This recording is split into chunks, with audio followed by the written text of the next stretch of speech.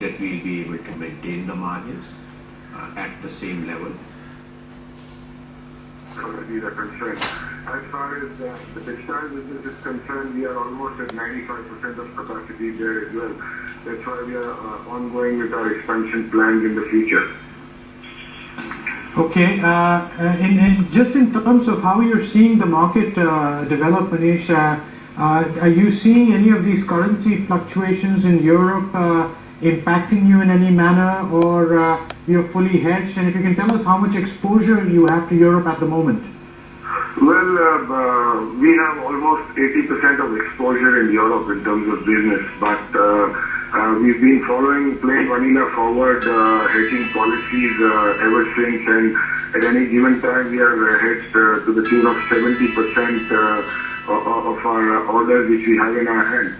Simultaneously, we are naturally hedged because we are availing our loans in foreign currency, and also we have a lot of capital imports towards machinery in our further expansion plans.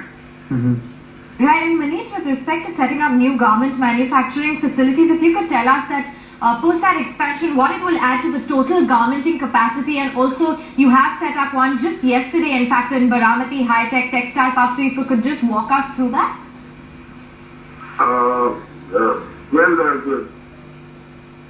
I'm sorry, I couldn't hear you. Right, if you could just tell us about this new garment manufacturing facilities that you are planning to set up, and with respect to that, what the subsequent expansion will do to the total garmenting capacity of your company? Well, during the course of IPO, our plan was to increase our capacity from 36 million pieces to 83 million pieces.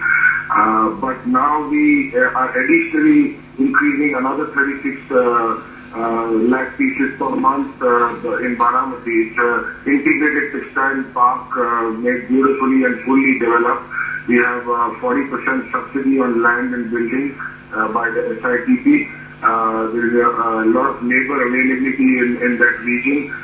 We feel that going forward, manufacturing has to be controlled strongly in terms of cost, and we realize that the future is the smaller centers where the cost of living for the labor is not so high, and the standard of living compared to the big city is lower. Right now, all our manufacturing units are in Bangalore, and we feel that the future is to go down to smaller areas, generate employment for people, and reduce the cost of manufacturing.